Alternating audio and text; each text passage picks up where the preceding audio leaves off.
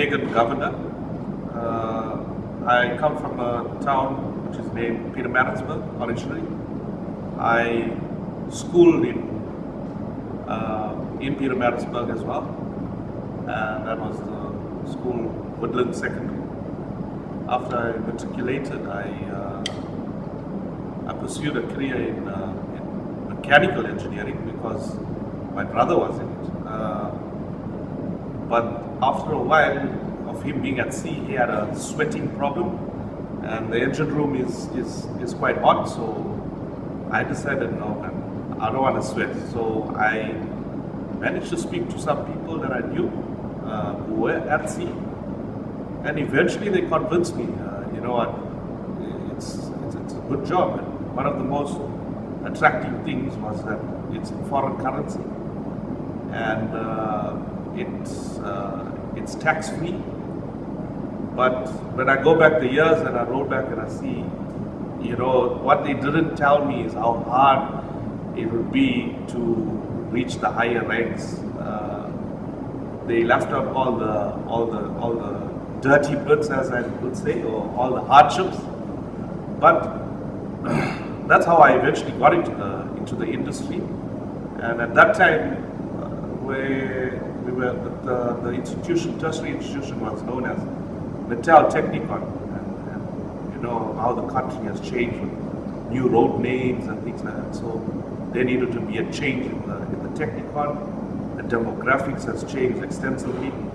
You know, where lecturers were of different people. Now it's totally different, and that was welcoming for us, because we found that when there was a change, it was much easier to approach a lecturer when you had a problem, as opposed to the former lecturers that were there. And eventually we started out there, we did S1, S2, and then we went to sea. Well, this is the deck side.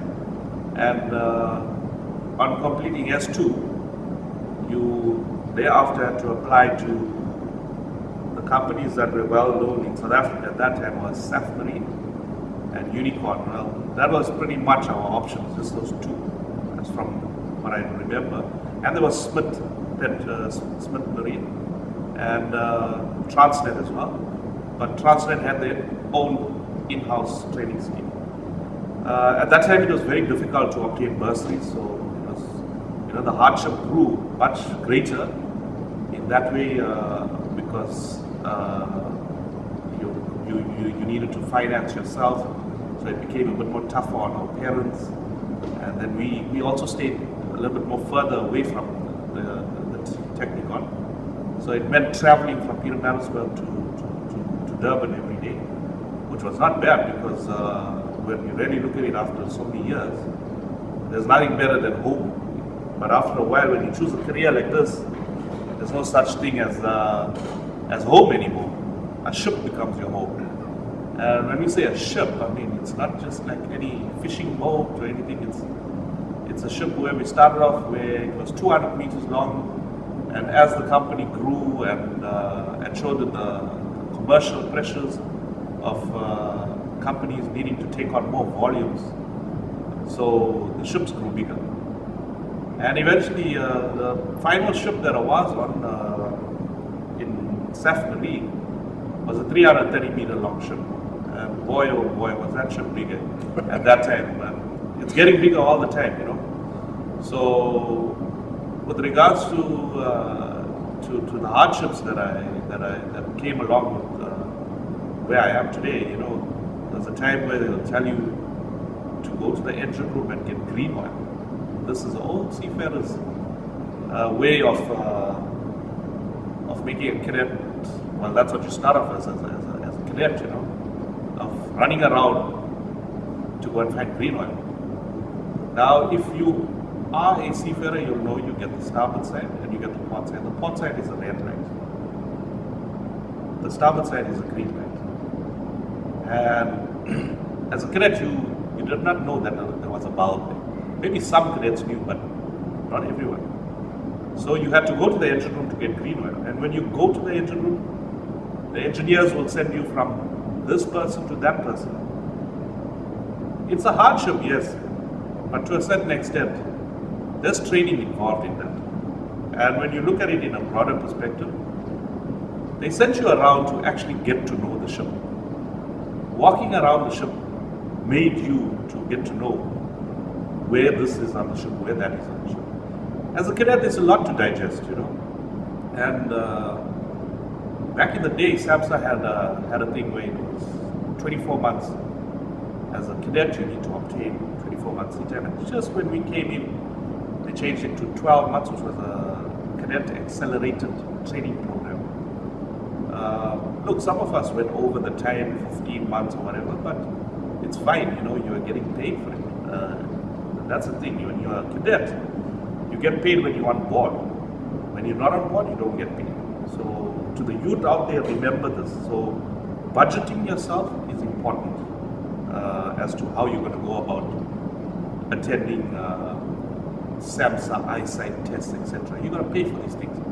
And if you look at things when it was at that time, a SAMSA eyesight test cost you 50 Rand. In this day and age, a SAMSA eyesight test costs you 350 Rand. So manage your money wisely as a cadet. And I think if you do that well as a cadet, when you do become an officer, you will manage your finances well to put you in a better position in life as such. So when we look at hardships, look, there's many hardships, you get told things sometimes at that time, where you're coming from a country where there's a lot of political rife, and now you're on a ship with different people. You need to adapt yourself, and it's not just people of South African background, coming from South Africa. These are people from all around the world. And the one thing I can assure you is that if each individual on the vessel respects each other in whatever way possible, you want to use the word respect. It's such a broad word.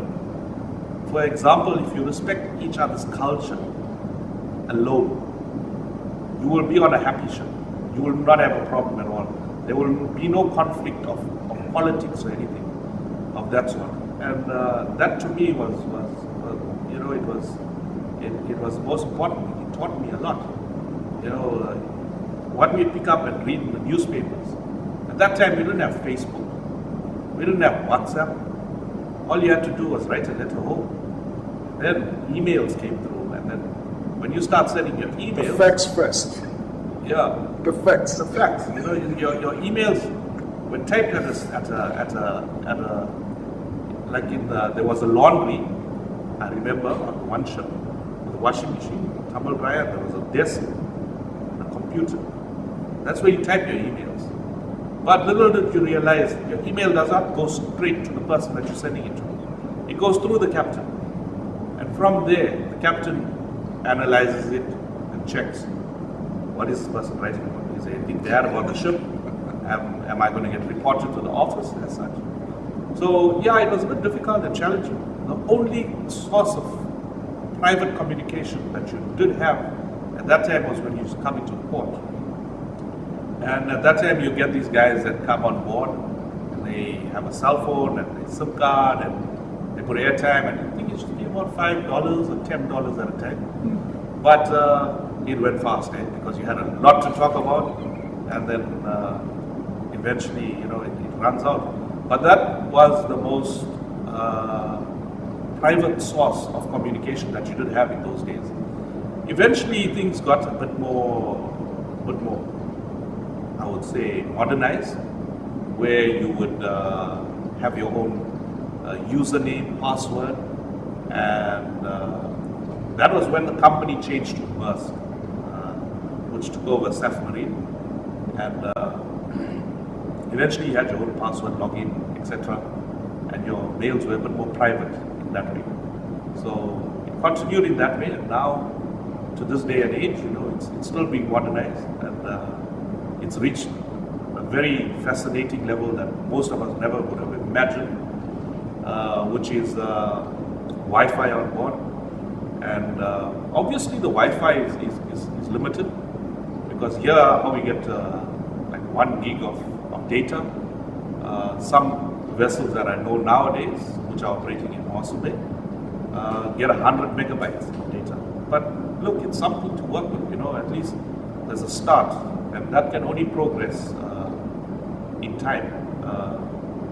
But yeah, in terms of communication on board a vessel back home, I would say it's improved drastically to the measure where it's like you can do whatever you want to do on the internet. You can find whatever you want to find. If you're looking at, for example, back that time we used to go to the Seaman's Mission to use the computers there, and I'll never forget we were in Malaysia every 2 weeks, and that was the time when I was looking at buying my first car. I used to go every 2 weeks to the internet cafe over there and use it there. Not so convenient because you still got to wait for the computer. There's a lot of seafarers there from all over the world. So in this day and age, if you an up and coming cadet, and I know the first thing that you want to do is buy a car. Yes, by all means you can buy a car. It's gone more easier for you to buy a car now. You can Google stuff in your cabin while you're doing that. But I think it's enough about me going on a communication. What else can I indulge you on, to the up and coming youth? Yeah, no, look, I think you've touched on something that I think one or two other people that I've spoken to have referenced. The ease with which communication is now taking place. And one of the things, obviously, when you're talking communication and how improved it has become, that impacts positively your family life. Yes, absolutely. Your family knows that you are within contact with them. Sure. There's scenarios where in my time of being a seafarer where the name of the ship was the SA Helderberg, and at that time we used to do two calls in Cape Town, and so we did the first call and then we came back for the second call in Cape Town. So we used to do Cape Town, PE, Durban, okay, we going home and stuff like that. Then we get to Cape Town, second call. So we get to Cape Town and we depart Cape Town in late hours, maybe 10 o'clock at night. At 6 a.m. we get the fire alarms, the muster alarms ringing. We're wondering what's going on, we just left Cape Town. And for some reason the crew turned to at 6 a.m. So there was one crew member not present at 6 a.m. So we had to form search parties to search the vessel. We searched the vessel extensively. Every corner, wherever we could. We were unable to find this crew member. And it's one of the things that will stick out in my mind throughout my career.